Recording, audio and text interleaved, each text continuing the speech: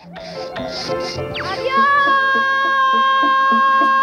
mi escoba mágica y un poco de práctica, el vuelo galáctico soy capaz de dominar.